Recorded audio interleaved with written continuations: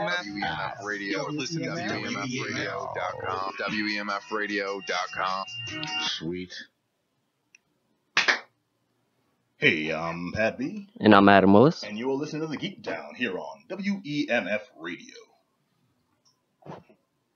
Dude, where's the... Feed forward by Killing me. Coming in with technical difficulties. Ladies and gentlemen, welcome to another episode of Geek Down here on WEMF. I am Pat B. Talking about basketball. Hold it. So much better. Got all that out, though. You got it all out. I tried. Dude, welcome to another episode of the Geek Down on WEMF. I am Pat B. In the house, of course, my main doodle stain, his name is Black Adam Willis. Yes, sir. Thank you for that introduction, as always, my friend. We got a full house in here, too. Dude. I can tell because my mustache is sweating. That's how hot it is. Well, you do. You're rocking the Magnum PI. I respect it very much. Yeah, absolutely. Yeah. Good Tom Selleck, This is a full house. Normally we have just the staunch, really tight, close-knit group, and now we got an interloper. I'm looking, of course, at our... No. Always welcome, though. Very happy to have you. Our most distinguished guest, Mr. Wes Hazard. Hello. Thanks for having me. Pretty happy to be here. Of course. Thank you. He's going to give us the lowdown on... The Secret Worlds of Boston Comic-Con, CBS web series, all about Comic-Con. It's coming up in August. The people behind it, who's it important to, who's it for, and just a general vibe of geekdom in the city. Sounds like nothing we do on this show. I don't know why you're I here, hate my friend. conventions. I got the wrong information. Yeah. No, I like that. I gotta coach you on I don't know, getting the depth in that voice. You gotta say with some bass because it's not. If I may, the secret worlds of comic. It's like you gotta get from here. He has that golden smog voice. Right under the breast. Right under the tetas, man. You gotta really reach down deep. I feel you're a bad coach. You've been telling me to do that for years, and I still sound this way. You listen to nothing I walk in. You're looking at porn before the show. What it was on the desk. Oh yeah, it was on the desk, Mom. I'm just reading for the articles. Now I'm messing with This you. is my day job, non-threatening voice. I'm just trying to make people soothe. Exactly. There. It's all good. I'm not trying to offend anybody early. This is nighttime, man. You can bust out the red. No. We're happy to have you, man. Thank you. Really appreciate it. We're going to get a little more from Wes in a little bit, but also first I want to introduce the rest of the Peanut Gallery. Of course, I got to throw it over to my man, Just Johnny. Yep. The ever understated. And also the green hair in the corner belies. Oh, you're hiding the hair. I didn't even look. I have a hat on today. Me. Oh, I got played. For those who can't see, you didn't see who I am first. Oh, I'm sorry. I need a proper introduction to the mortal realm. The most distinguished, the most frightening, the most evil and heinous, the spookiest of the spoopy, Mix Macabre. Sup? Hey. For those who can't see, my hat says that I'm not interested in being polite or heterosexual. Oh, wow. Me neither anymore. I'm somewhere along the line with one of those. Is that okay? It's okay. We'll make an exception as long as your mustache isn't sweaty. There's only room for one. It doesn't stop. I can't control that. All right, of course. Before we get to the material, I got to introduce my man, Herbie Herb. Hey, guys. Keeps sounding amazing and crisp and delicious every week. Thank you very much. We have an action-packed, fun-filled show for you. But first, we got to get to the actual news portion. Because, dude, I'm a little sad, man. George A. Romero, legendary horror filmmakers, passed away. Yeah. In power. Truly one of the greats in the horror genre, but just not only, obviously well known for zombie media, but also he just did so much more, like Creepshow, like incredible. Worked a lot with Stephen King on some incredible projects. So. Yeah, dude, his work is how big zombies are now, and everyone, it's all because of this one man. Yeah. Well, no, I attribute it to him, but honestly, the terror that it's arisen. You just heard Mix Macabre say that they. I hate zombies. Actually, I have a real quick story with the departed George Romero. When I was in college, Emerson College, there was a screening done of the new Dawn of the Dead film. And I sat through that whole movie with my friends saying, oh, go to this movie with us. We'll buy you tickets to a ska show if you want to sit with us. I'm like, all right, fine, I'll go. They bribed me with the toasters. And so I was completely terrified, and I'm like sobbing, crying, watching this movie. And afterward, there's a Q&A with Mr. Romero. And my friends raise their hand like they're going to ask a question, but they really just keep pointing at me saying, our friend is terrified of zombies because of you. Did you say thank you? And he actually called me up. He said, get up here. And he gave me a hug. And he goes, you really that scared of zombies? I have a tear streaming down my face, terrified. Wow. He goes, you really that scared of zombies? And I said, oh, yes, it's all your fault. And he just goes, good. With the satisfaction of a man who knew he had done his job well and thoroughly. And it was just a nice moment. I mean, he was really, cheeky and engaging and clearly amused that someone was there that was so distraught. And it's not a joke. Pat can attest to this. He keeps trying to get me to review zombie media. But sorry. he sent me to Walker Stalker Con 2 years ago. You I was asked to go! No, I did not ask to go, Pat. I did not ask to go. What is it about zombies that freak you out so without much? getting too deep into it, I have a fear of things that are basically use your body without you deciding for it. Brain trauma, fungal things, globsnaga. There's a lot of things that aren't good. And I just don't like the idea of reanimated corpses. I'm okay with vampires, but I draw the line at zombies. Gotcha. And Well, they're his all work, dead. though, Just, like, vampires have a better fashion. like, sense. here's the thing, though. I keep watching them. Like, I hate it so much, but it's a testament to how good some of his films were that, like, the original Night of the Living Dead is an amazing, amazing movie. And that one didn't heck me up as badly as these really, like, fanciful, Land of the Dead. Yeah, That's it's kind also of I like was a not okay. 1960s, early black and white film. Like the people were more villains than the zombies. But were. that's how it always is, though. That's what kind of makes that genre. When a zombie movie is just like, oh, we're running from zombies, it's not as engaging as the real meat of zombie films. Now we have, Walking Dead, etc.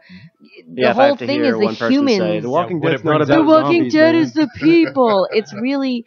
But the whole thing started with Romero's work of really exploring not so much the relationship of like human versus zombie, the way the survivors would engage with each other.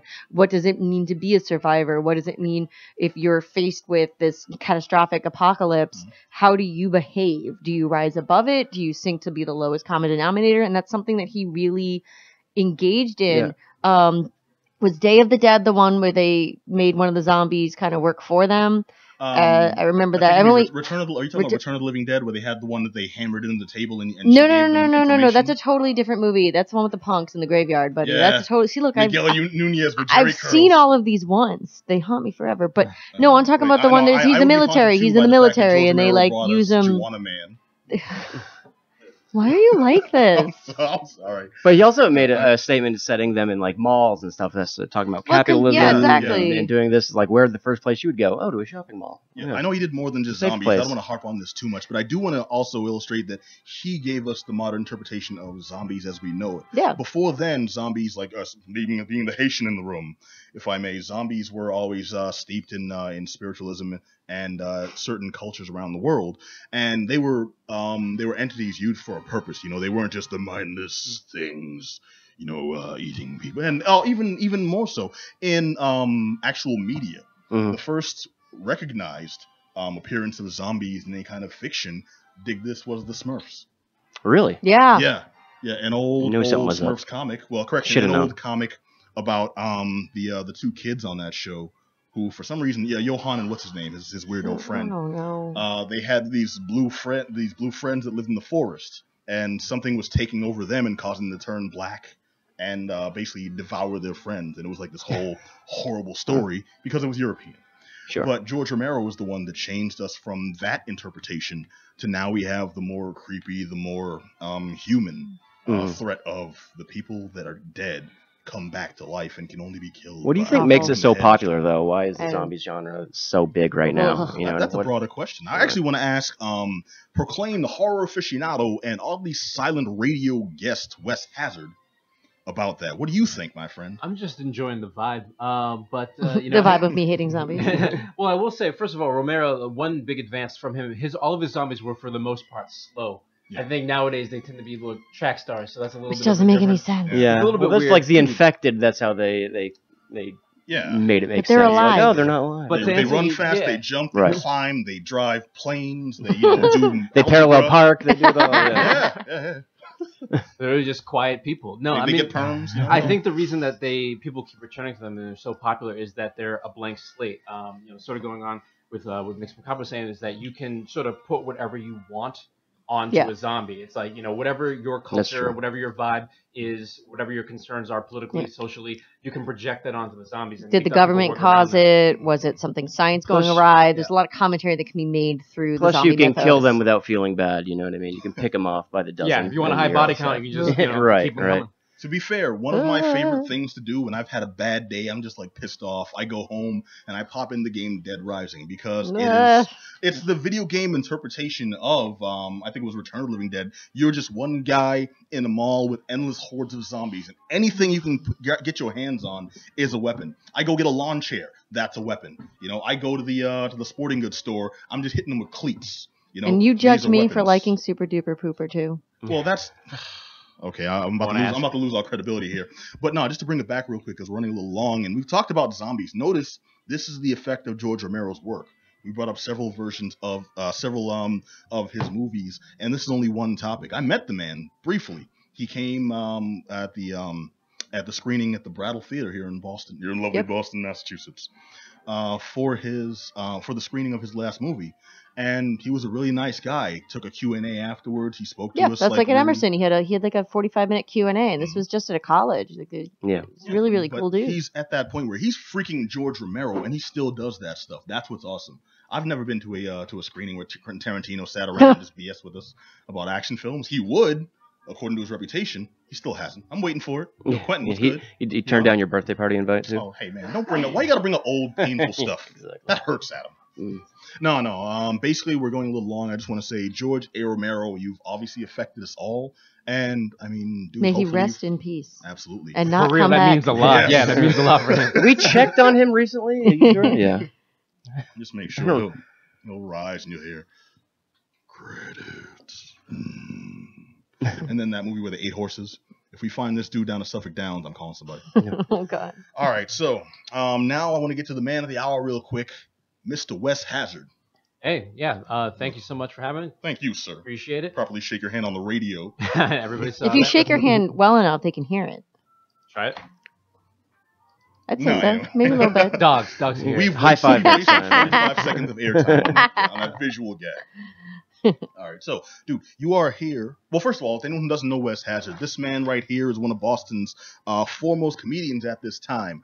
Okay, now I want to make sure I get my facts straight. You were named one of the Boston Globe's 5 top comedians to watch out for. Yep, that was a little while ago. Very happy about that. Really appreciated it. In 1992, you were named. I would still have the banner up, but a little bit more recently, what we're here to talk about today is the Secret Worlds of Boston Comic-Con and CBS web series that I did. Happy to say that just 2 weeks ago won an Emmy for Best Host. That's awesome. Yeah, really well deserved. Yeah.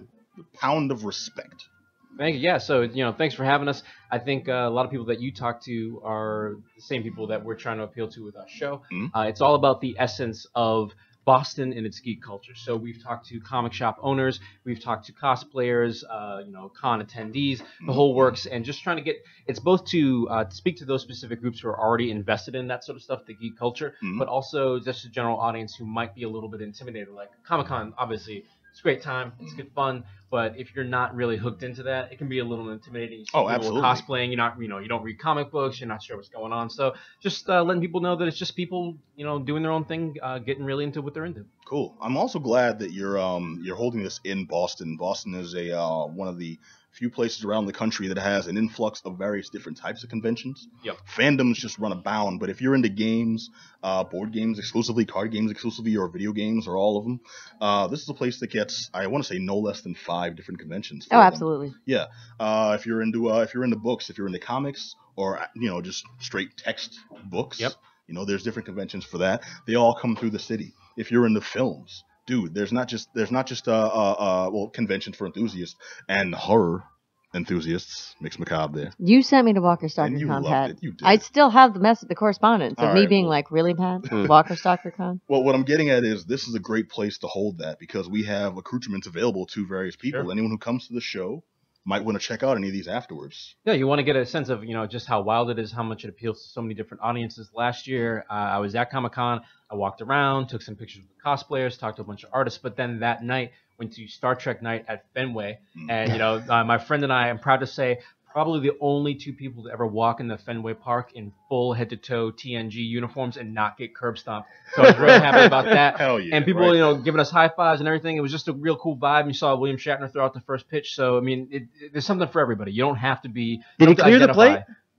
Did he clear the plate? Did he make it all the way there? Funny story. I do have a story about that. First time, no. And if you've ever wanted to see 30,000 people boo William Shatner, I mean, that is something that appeals to me. The captain gets a second pitch, though. Yeah, but he did the most Captain Kirk thing ever. I mean, I've never. Wait. What, he made out with the plate? What's going on? that would be the second most Captain Kirk. So like, I've bombed on stage, but I've never been booed by all of Fenway Park for throwing a bad pitch. He hung his head and he started to walk to the dugout, and he got halfway there and he just shook his head. He's like, nah. And he walked right back up, picked up another ball, and threw that thing right across the plate. Perfect. Standing ovation. It was the most Captain Kirk baller moment I've ever seen in my entire life. He doesn't believe in a no-win situation. Yeah. Is it wrong that in my head I'm picturing as he's walking back, you hear... That is a good move, though. That's a power move right there. No, that's awesome. There's a message about falling off a horse, getting back Yeah, this year's Boston Comic-Con also looks totally insane. Like, it has Stanley's going to be back? Yeah. Almost the full cast of Rocky Horror Picture Show lead there. Yep, exactly. Of course, they have all the cosplay contest, all your favorite artists, both indie and super mainstream. It's going to be a good time. Are you a cosplayer? I will wear a costume. I'm not a cosplayer. So, for example, 2 years ago, I cosplayed for the first time. I had a Gandalf costume lying around from a comedy thing a year ago. Hadn't used it since. I was going to say, just lying around. Just, put it on and went down. I learned a very important lesson about Boston, and that is that no matter how nerdy you are, if you look like me and you dress up as Gandalf the Grey, people are just going to call you Black Gandalf. So, that's Boston. I'm not laughing. All right, I'm just going to say I feel your pain as somebody who's been known as Black Captain N, Black Mighty Max, Black Bishop, which is weird because Bishop is black in general. There's some interesting ones they threw out. Your Captain N is really good, though. Oh, thank you very much. From the expert in the room, because this person I am an avid cosplayer. Is a avid and serious legit cosplayer. I don't know if you noticed the tattoo on their left arm there. I've seen the Loki. Mm-hmm. Wes has seen. Wes has seen. Well, you performed in a comic book store before. I have. Oh, no kidding. Yes. Yeah, Kamikaze back in the day. Indeed. Adam, we've been left out of the loop. You hear this? Yeah, I did a whole stand up as Ash Ketchum once. It was great. Oh, jeez. Yeah, we're talking about getting her to do Mad Mardigan, hopefully from Willow. I wanted to. That's a dream cosplay. That's my dream. I was saying all I ever want to cosplay is men over 6 feet tall. So we're bringing back the Willow from last week. She never does. No escape. All right, got a little too nerdy for me there for a second. I saw your Gandalf thing. It was great. Yeah, it was a good time. I enjoyed myself. Would 10 out of 10 would do again. So hopefully I'll see everybody out there at Boston Comic-Con. Where are you going to cosplay this year? I'm thinking of I might be Geordie. Seems a little bit too easy. I was just general TNG last year, so I got to think about it. If I'm welcome to ideas, think I can. I got an idea. I don't know if you ever watched Star Trek ideas. Voyager, but I'm thinking Hirogen, Pat, why you like species 8472.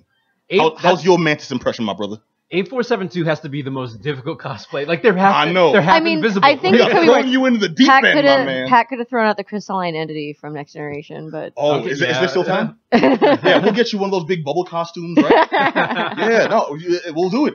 Winston Zeddemore. I'll be Lore. Okay. But like right when they I got data ready. Head, I got data ready. So what I'm gonna do is I'm gonna need you to cut off my head, Adam. Okay. Motion chip. Dedication all day. We'll get there. All day. All right, so give our listening audiences one more time the actual day where they can check this out. Okay, so Secret Worlds of Boston Comic-Con, CBS Boston. It's going to be on the web. A couple clips might be on air as well. Just check it out. It's going to be airing a little bit before Comic-Con. July 31st, you can definitely check that out. And again, that's the Secret Worlds of Boston Comic-Con. I'm Wes Hazard, WES, Hazard Like Danger. I'm on Twitter, Instagram. I'll be posting about it. And yeah, it'll be a good time. And check you out at Comic-Con. I will be there. Hell yeah, awesome. Thank you very much. Appreciate it. Thanks for having me. And hold on, while I got you here, as someone who's known you for approximately 3 years, why is it taking this long to get Wes Hazard on this show? Wait, Wes has never been on before? Wes has never been on the show. That's absurd. I've talked to this man so many times, and I've been like, hey, man, want to get you on the show and represent. He's like... He's here now. I was like, who are us? Don't look back, Pat. That is a lie. I'm very happy to be here. I'd love to come again. Nah, I'm just kidding, brother. Thank you very much for having us. Keep doing what you're doing, guys. I love the show. Thank you. Appreciate it. We're glad you can make it. All right. Well, that was Wes Hazard. And, dude, I just want to say it's an honor to have him on the show. Please be sure to check out Legends. Remember, can you come from the diagram? From the diaphragm real quick? Nice. Secret Worlds of Boston Comic-Con. That's what that was great, man. There you go. I taught him everything he knows, yo.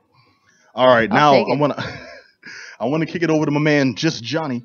Yo. Why don't you slide down a little bit? What? Slide down. What, you Give me a little room. don't want to get comfortable? You don't want to feel sexy with the Spread captain? my wings a little bit, you know? Come on, feel sexy with the captain. Nah, Everybody. I have my own zone, man. I can't have my own zone. No, it's all good. It's all good. I'm messing with you. All right, so kick it over to Just Johnny. You got to check out Netflix's Castlevania. Oh, yeah. I was surprised when I Written saw by this Warren pop up. Ellis. Whipping it good. Lay it on us, Really? man. Written by Warren Ellis. Written by All right. So, Castlevania is a video game franchise, and there hasn't really been any sort of adaptations to it, at least in the West, to any other sort of form of media, entertainment media. And there has been, way back in the early 90s, you mentioned Captain N, it did have Simon Belmont. Yeah. Sure did. On that they show. wrote him as kind of, he was like, I don't know, he was like a weird poof in that show, man. He used his mirror more than he used his whip. Yes, he did. Honestly, I saw the show before I played the game. I thought that's who he was. I thought he was like the guy who talked like this. It's a terrible night for a curse. He was more like a Indiana Jones than he was a Belmont than that. But anyway, so this is a real hard R, very mature animated TV series attempt on Netflix for the Castlevania franchise. Yep. And I say attempt, and I'll get into reasons why it's an attempt right now. Well, all right, I'll just bring it out right now. I mean, go at your own pace there, but we will go into the details. We will go into the details. Okay, so this takes place in of all the Castlevania games, and there's a very long history of Castlevania, and there's a lot to the story. There's many different Belmonts that go through, even non-Belmonts that go through and destroy Dracula. So the gist of it is there will be some sort of character, this vampire hunter, that will eventually kill Dracula, or is supposed to kill Dracula. That's the general format. This TV series takes place during Castlevania, the prelude, if you will, to Castlevania 3, which came out on the NES.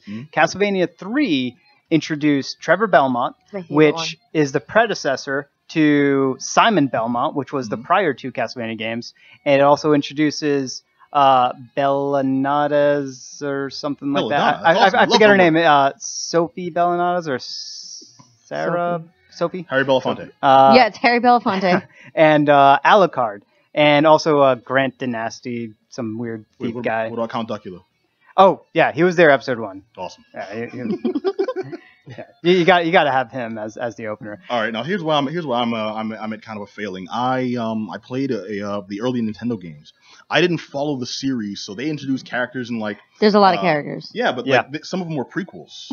Right? Yeah, they didn't. Yeah, they're not in any particular order. It jumps. Well, there is an order, but the way they release them. That's what I mean. That's what I mean. Yeah, the way they release them, there is an order, but there is a timeline that mirrors our timeline, right? So there are hard dates, right? There's a special event that happens in 1999. There's a special event that happens in somewhere in the 1700s. Something that happens in the 1800s, et cetera, et cetera. And they all are reflected in this show. Not in. So it follows the events that happen just before Castlevania 3, which is with Trevor Belmont, which is in, I think, the 1500s. So or 15 or 1600s, which follows Trevor Belmont leading up to getting into the castle itself. Okay. And that's where. So it starts off sort of explaining why Dracula has reemerged to terrorize humanity. And he places this curse upon the people because I don't want to say any spoilers, but humanity does something really, really stupid. Damn you. And very, very topical or very, very much in line with the time frame that the world is in at that moment. It was the invention of New Coke, wasn't it? They was really pissed off. They brought back Crystal Pepsi. Humanity back in the day, they burned certain ladies at the stake because of they had terrible haircuts, so they had to go. Terrible haircuts and stuff like that. So humanity did something stupid for the sake of the church and whatnot. So it really sort of puts the Catholic Church or the Christian Church. I don't think they say Catholic specifically. The Church of Scientology. Yeah, they put a Christian church sort of at the forefront and sort of center at least the reasoning behind why Dracula is doing these deeds because of how humanity and how the church has sort of done this massive foobar and continued to disregard because of false pretenses, if you will. Mm-hmm. And the story takes on after that, where it then switches. So the first episode completely dedicated to Dracula and sort of his sort of curse, his vengeance upon humanity. Wait, so question, real quick, not to interrupt you, but does this follow? You said it takes place before the game. Does this follow a direct storyline that affects the games? Like, if I haven't played all the games in the series, will I be completely confused?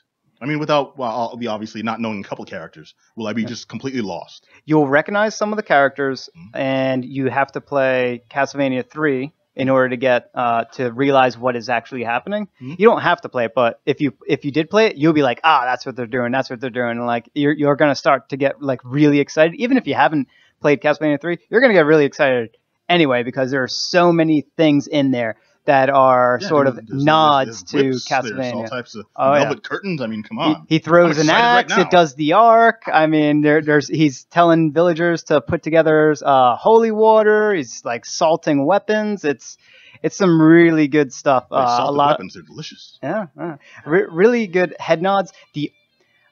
So the story, continues on from there. So first episode with Dracula, the remaining episodes focuses on Trevor Belmont and the lead up into things. Now, this is a 4-episode long TV series. Mm-hmm. So it's essentially about the length of a movie, probably a little less. It doesn't get anywhere. No. Mm-hmm. It ends at a spot that is about to get somewhere. Yeah. But it doesn't. That's why I said it feels like a pilot.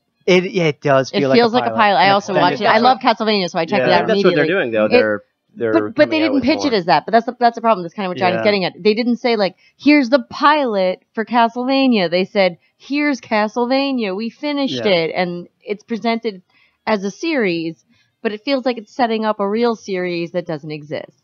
Wow, but I think they're coming out with new episodes like soon. They're like doing this as like an introduction, and this is what it's basically. They did announce a season 2, and it's going to be double the episodes, so it'll be somewhere right around 8 episodes long. So hopefully that actually does it justice. To me, the writing's been pretty good. It just is very bland content-wise, if you will. That I feel like the writing, like it's funny. It's a funny show. Wait, it definitely picks up. Tells me raw, gritty, horrific. No, it's funny. No, Pat. Castlevania is ridiculous. There's gore. There is gore. Yeah. This is definitely a very serious take. Comedy gore. This is a very serious take on Castlevania, but the comedy is with the characters. Yeah.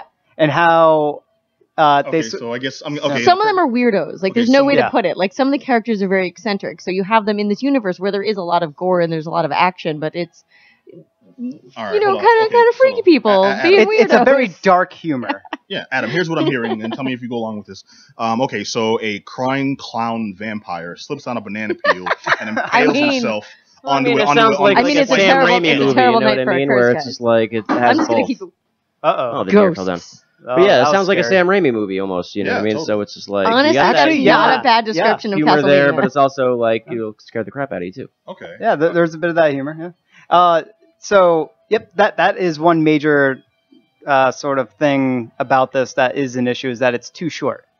It's going in the right direction, but with only 4 episodes, they are definitely setting up a lot for something else in the future, but only 4 episodes, so it's I just wish that they kind of were like, here's the pilot to Castlevania, Well, and I feel I would have watched it with a better eye. I'm glad they didn't pull a Duckman. That's what I thought you were all saying, where it's like, we have this whole series, it ends on a cliffhanger, and you get nothing else. It is a cliffhanger, though. Yeah. It is a cliffhanger, but we're getting a season 2. We're getting a season 2. They announced it immediately, so I think the day after or something like that. They definitely announced it very quick. The only other thing that I was really upset with was, and this is sort of a staple of Castlevania, it is, for the video games, it is one of the video game franchises that has the most memorable soundtracks. Yeah. Without a doubt. And this TV series did not reflect that. Yeah, I didn't hear a single thing. They could have just reused stuff that already existed. They should have. There's no music from the games? No. No interpretations of it, mini bosses. There might have been some very subtle things in the background, but not enough for me to immediately. Now, I have a Castlevania 20th anniversary soundtrack CD, so I would recognize that stuff. I would be like right on. I'd be like, oh, it's it's Bloody Tears or whatever.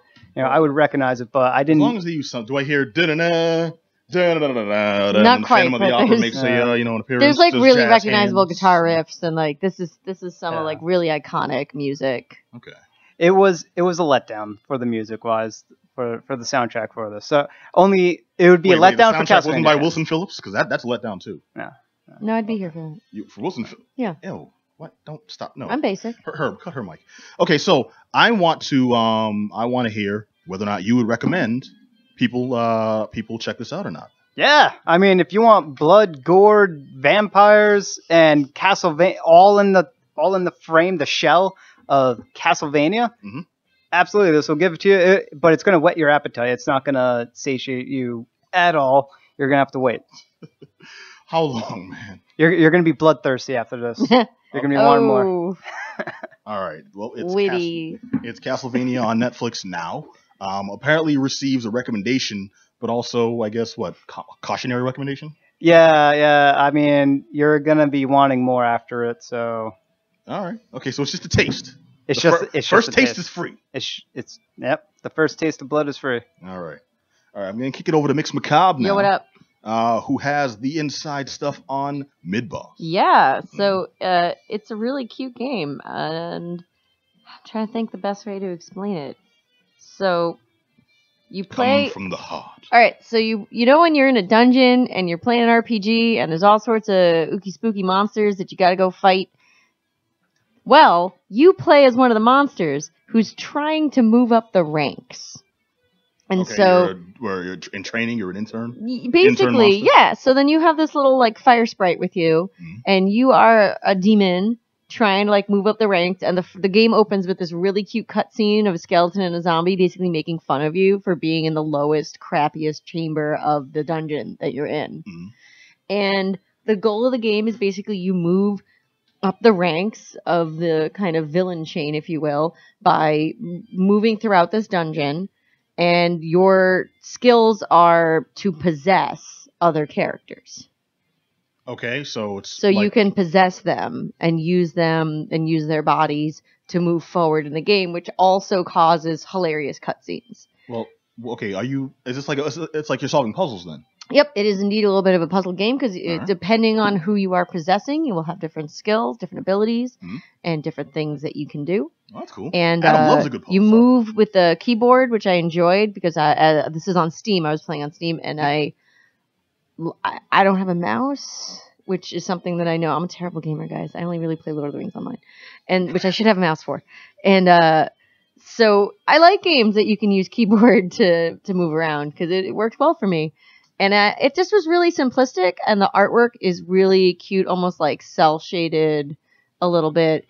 But what I think struck me the most about it is the fact that it didn't ever feel repetitive, no matter how many things that I was doing. I mean, I only played it for like an hour and a half. I'm not going to pretend that I sat there for like 12 hours playing this game. Is the game that short? Is that why? I did not finish the game, but lots of things happen, is what I'm saying. Like, nothing felt repetitive. So you'd move into a new room and you'd say, okay, I can possess this character. Because basically what you're kind of choosing is, all right, let's say there's 3 monsters in a room. Yes. You know, you're kind of playing, for the kids out there, FMK, if anyone knows what that means. No? Full motion kickboxing. Yeah, Farty McCrunch. Yeah, that's the one. And so you basically, you're playing like, do I want to possess this character? Do I want to just kill them outright? Because you also have like an attack that you can use. And you, of course, you have kind of like this like fire sprite with you that's like your snarky little fairy almost, like in Zelda. Right. That's exactly what... Hey, listen. No, but it's mean to you, and I like that. I'm here for it. It's very tsundere, and I can get down with that. Hey, and the gameplay was just really, again, simplistic, but in a way that's engaging, where you would have a scenario where you're like, okay, if I possess the skeleton, because like everything has, the skeleton, for example, you're already a skeleton, so you can walk through a fire trap, for example. Okay, but if you're the zombie, it's going to disintegrate in the fire. So it's just, there's lots of little quirks to it. And so I enjoyed that aspect of it, so it never felt too repetitive. Even though, to be honest, every room that you move into, it's basically at the same time of it being almost like a turn-based RPG. It's also basically an escape the room, because it's like, okay, I'm in this room now. How do I get out of here? Oh, well, there's spikes on the floor. Oh, well, this character can jump over the spikes, and it's just. This is sounding a lot more intricate than the original impression I got. Yeah, no, it's but it's cutesy in style, and I like that though, that it's spoopy, if you will. Okay. Not spooky, it's spoopy. All right. So then I take it this was a positive experience? Yeah, I mean, again, it's nothing too innovative. I'm not going to sit here and say, wow, Midboss really blew my socks off.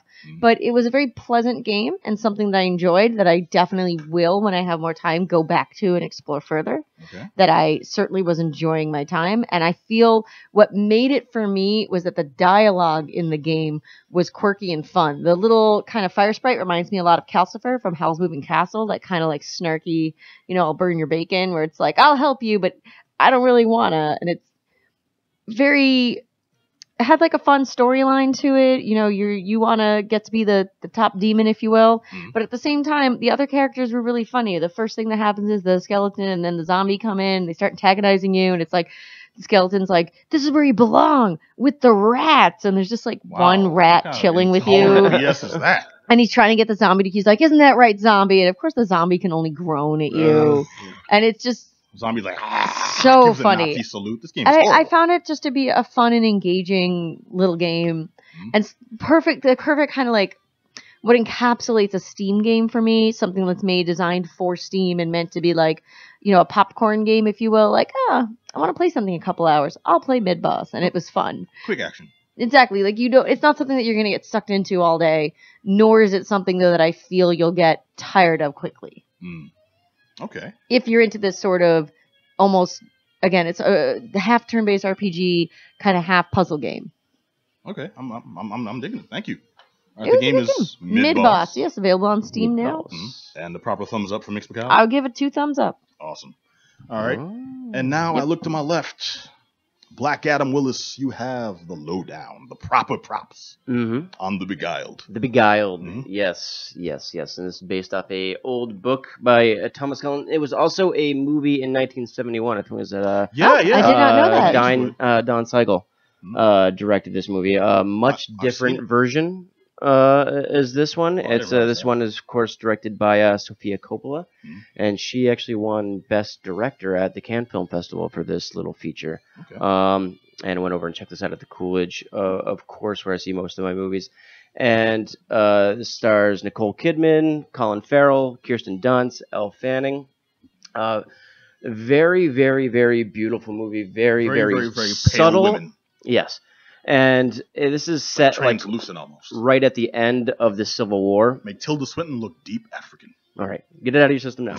Come on, man. We have my fun. All right, so it's set at the end of the Civil War, and this is in an old schoolhouse, and all these women live there because basically all the men are off fighting the war, and the slaves that tended the house have all escaped. And so these women are all there by themselves, about 5 of them, and one of them is the youngest.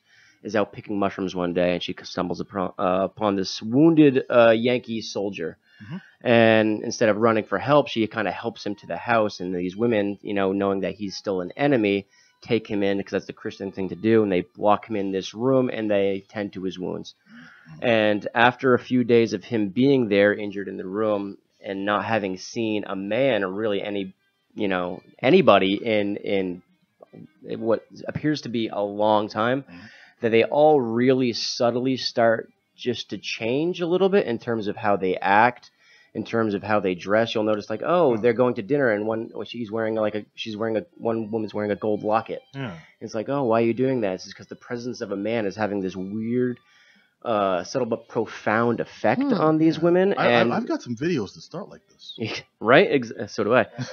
It's actually in this book.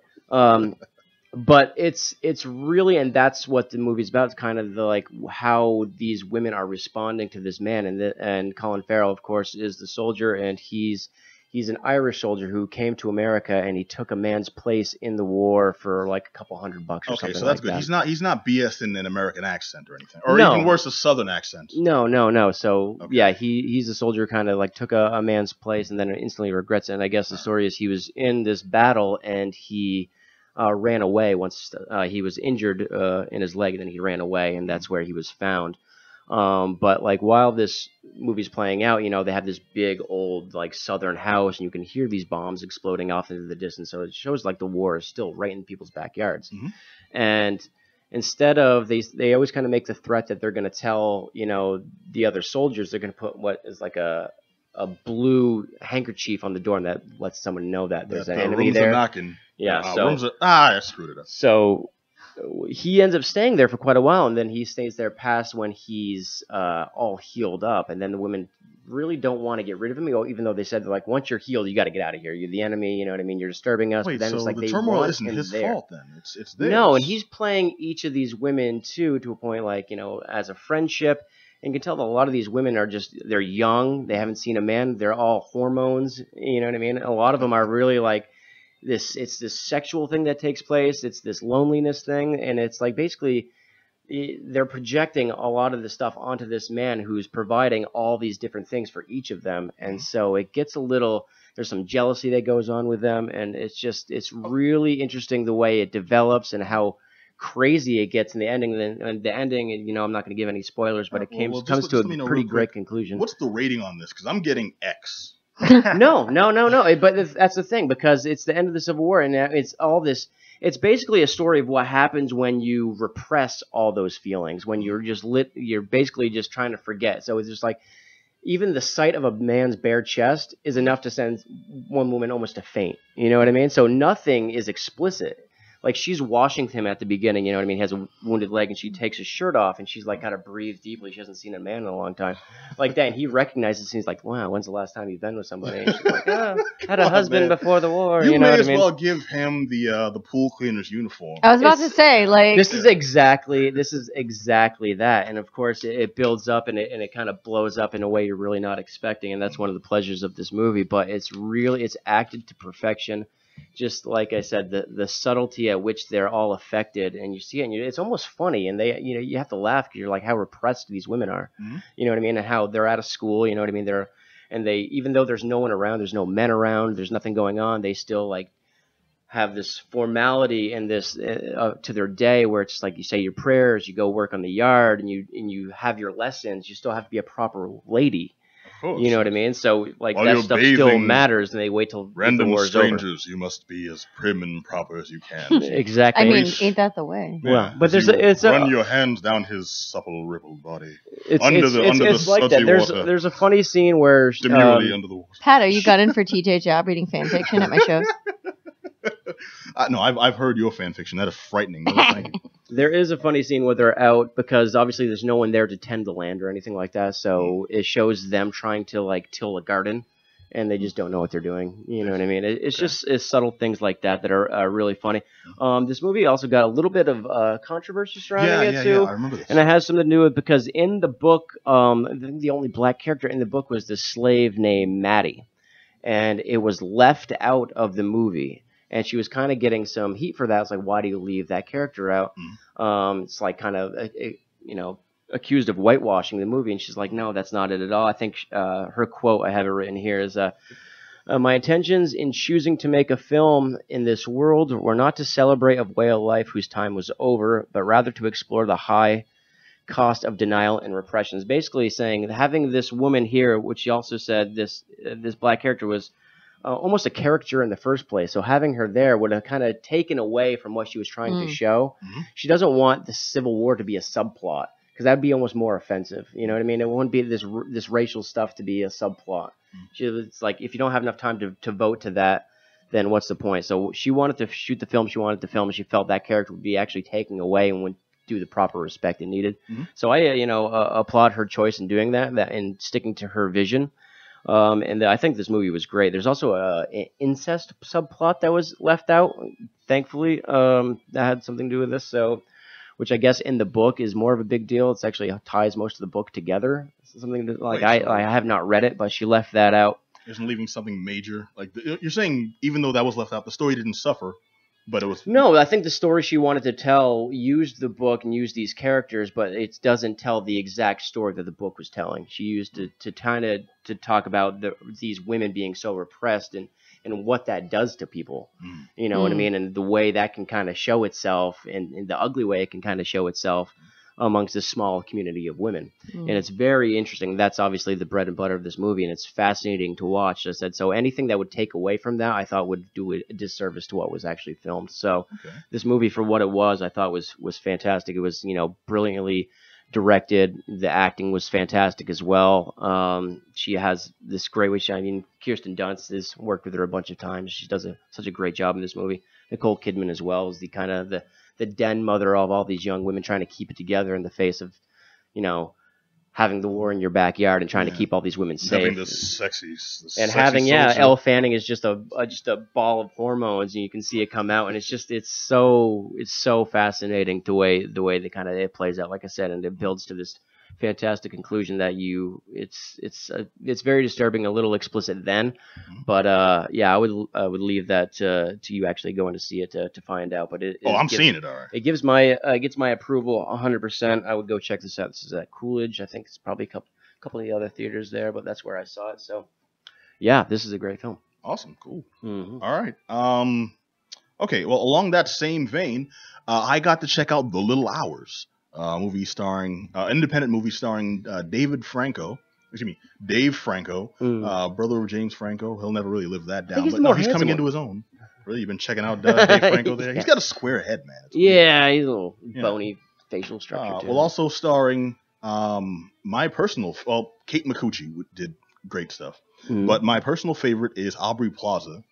That's because I've seen her play completely straight characters, and I've seen her play completely nuts characters, ridiculous characters. Yeah. She has. And this was a little bit of both, and I'll explain what I mean by that in a minute. The Little Hours is a story, and why it's in a similar vein is because it's the story of a young man who was a servant for a wealthy landowner / soldier who was having an affair with the man's wife. The man finds out. Played by Ron Swanson himself. I want to see this so badly. I just saw a movie with. I didn't have any time last week. I just saw a film with him in it, and he's so good. Ron Swanson? Yeah. The actor, obviously. Wait, he's not really Ron Swanson? His mustache is Ron. His mustache is Ron Swanson. Married to. Oh, come on. I just had it. Karen from Will and Grace. Yes, because that's your. She's not really Karen? She's not. Okay, we're going to stick to the movie at hand here.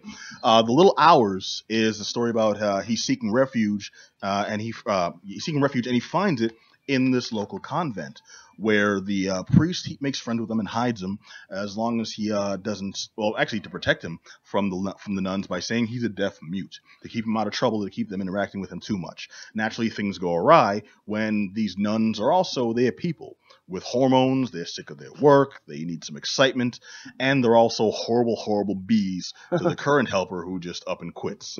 So it's not really a sex comedy. There's a lot of sex comedy elements. It's not really a horror comedy, even though a few of those do pop up too. It's a real hodgepodge of different story types. Is that a good thing or a bad thing? That sounds like that could be not work at all when you're kind of jumping around like that. In most cases, that's a bad thing, but at some point you stop taking the story seriously because it's very loose. They introduce several different points that seem like they're going to be the main focus of the movie. One of the nuns is there because her father is working on a dowry, to benefit the family with wealthy, to marry his daughter off. So he's hiding her in a convent until that time? He's not hiding her in a convent. That's more like the storage area. That's like the staging area. Stash her in a ready. Place where she's not going to, be deflowered? Pretty much, yeah. Just keep her pure so they get more money for her. And it's like a really weird standpoint. So awful. It is, but it seems like that's going to be the main focus. Like, how does she cope? Is she going to be the main protagonist? It's just kind of one of those things that they throw in. Another storyline is two of the nuns have this like love-hate relationship with each other and with the rest of the convent and with women in general. And that seems like something that could be a movie in its own. And it's just kind of like a secondary plot. Everything is a secondary plot, including the one that brought this young man to this convent in the first place. It presents all different types of nun stereotypes and priest stereotypes and stuff. A more serious Sister Act? Is that what we've got? Sister Act had a very serious point. Well, Plug him up. Oh So- man. No, this is a comedy through and through. It had several serious points. I don't want to seem like I'm focusing too much on those because it really was all over the place. But once you let go of that, I'm expecting a serious storyline to follow a main track and come to a logical conclusion. Because I mean, I'll be honest with you, this is just an excuse to see these comedians go nuts. Yeah. And not Will Ferrell. God dang it. I know what's being names today. I know his name. Dr. Brule, Steve Brule. Thank you. Yes, John C. Riley. John C. Riley. I love his That's a work. I hot forgot his name. guacamole. I should be ashamed of myself. He plays. Sweet Berry Wine. For real. I think we all have our favorite Steve Brule moments, apparently. Man, he plays the main priest, and he does a great job in a very understated performance. Both he and Molly Shannon in this give very understated performances. See, Especially he for was them. a priest in another movie. I just finally saw Kong Skull Island, and John C. Riley wrecked me in it. He was pretty good in that. We reviewed that sucker, and once we got past Sam Jackson calling Kong, John C. Riley's doing great work. Well, has always done great work, in my opinion, and is continuing to do so. Sure, Even- Yeah, ever he was since- in Chicago. It was crazy good. I never expected him to be that great in a musical. He was also in that ridiculous circus movie where vampires and Don't talk to me about Cirque du Freak like it's not one of the was greatest an movies ever awful- made, how based on one of dare my you. favorite he was children's the high book point of series. a very low movie. Salma Hayek is in that movie. Oh, stop it! He was in the Thin Red Line. All right, well, just to bring it back to the little hours, you see Kate McCucci's boobs, if that means anything to anyone. Sold. It's all. Well, no, it's just fun. She's somebody who's known as being just like a really fun, funky, quirky comedian, and she got really into this performance. You know, a lot of people bared their souls as well as various parts of their bodies, and it was interesting throughout. I won't say it was great. I won't say it was bad. It was just really interesting and really fun. There was nothing in this. Yeah, there's nothing wrong with, I guess, watching comedians, try to be funny in movies. You know what I mean? It doesn't have to be any more than that, No, So I if appreciate you it. like these actors and these people in this film, sometimes it's good to just go and just watch them do a throwaway movie. Yeah, a lot of Right. wordplay. Herb would love it because I know he's really. He is a wordsmith. Totally. It's called The Little Hours, starring Dave Franco, I didn't even mention Aubrey Plaza. My bad. Yes, you did. Well, You did. I mentioned her, Sorry. but her performance was one of my favorites. I love her work. This was her in a combination of, I'll say, her characters from Legion And Dirty Grandpa. and Oh God. and Dirty Grandpa. And Dirty Grandpa. Oh. Yeah, totally. Well, she's like just this crazy. If you've ever been to Catholic school and had that nun that was horrible for no reason, but you just knew, like, once that habit comes off, she is just. That's it. Yeah. That was Really Aubrey tapped Plaza into in something this there movie. with you, didn't it? I went to Catholic school. I'm not gonna. There was rulers and Those meter sticks. Oh, anyways, hey, like I said, The Little Hours. If you can find it, it's an indie movie. It's not playing everywhere. It had a very limited release, and we were actually lucky to get it here in Boston in only a select few theaters. So if it's playing in your area, definitely check it out. It's probably going to be available for home viewing soon. So it's Little Hours starring Aubrey Plaza, Kate McCucci. The cast was loaded. Molly Shannon. Fred Armisen popped up out of nowhere. Yeah, that he was does random. that from time to time. Yeah, but no, he's fun. He was, again, understated, but I loved it. Because Fred Armisen is a dude can do all ranges, and this was one of his solid performances. Nice. I really appreciated all the work the comedians did.